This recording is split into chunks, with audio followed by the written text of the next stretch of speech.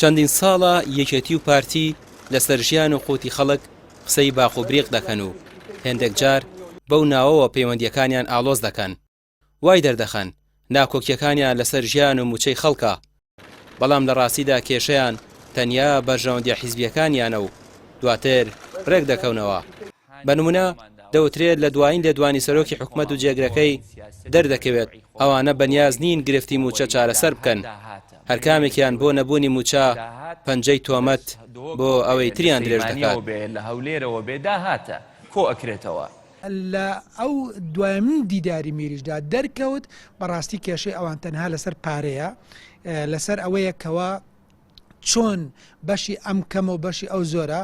بە جۆرێکی تر ئەگەر قسەکەم بڵێم باسەکەی ئەوان باسی ئەوەیە کە شەڕیانە لەسەر عەدالەتی نەعاد هەستەکەن بە نەعەدالەتی دابەشکردن لەو گەندەڵیانەی کە لە هەرێمی کوردستاندا هەیە لە بینی هەردوو حیزبی حکومڕان بەڕاستی هیچ مەرامیان پارێزگاریکردن نیە لە بەرژەوەندە گشتەکانی خەڵکی کوردستان.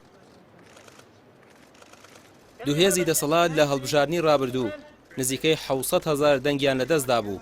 ئەوەش ئەوە دەردەخات نەمایشی ململانێ و قسە سواوەکانیان ئیدیلای هاوڵاتیان بەهای نەماوە و متمانیان لەدەست داوە.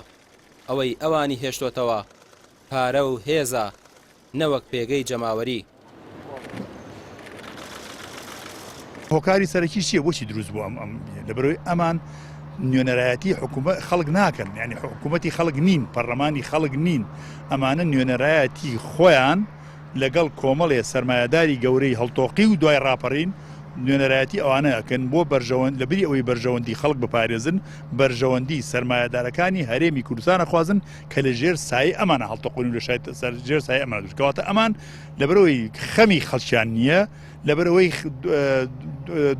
دۆستایەتیان لەگەڵ خەڵکانیە، لەبەر ئەوەی خۆنەویست نین، لەبەر ئەوەی میلەت دۆست نین، خاک دۆست نین، هاتوون ئێستا بۆ بەرژەوەندەکانی خۆیان شەڕەکەن، بەرژەوەندەکانی خۆیشان بێگومان بە لەوەی وەک پێویست ناتوان ئەو کێکە دابەشکەن و ئەو سەردەمەی کە مام جەلال و مەسعود بارزانی ڕێکەوتن. ئێستا ئەم گیر و گرفتەی لێکەوتەوە و باجەکەشی ئەوەی خەڵکی کوردستان بیدا و لە ئەسا لە بنەماشە کاکە ڕامیار ناوچەکە ئەقڵێ ئێران ئەوە بارودۆخەکەیەتی ئەیبینی، عێراق ئەوە بارودۆخەکەیەکی وڵاتێکی نامستەقیڕە کە خاوەنی نییە، سووریا ئەوە بەو شێوەیە، تورکیا بەو شێوەیە ڕێگە نادەن و ئەوانیش بە دەستی دەرەکی ئەوانیش شوێنێکی مستەقیر و ئارام لە منتیقەیە ئەبێ، لەبەرەوە دەستی دەرەکی ژەناو مۆزوعەکەیە.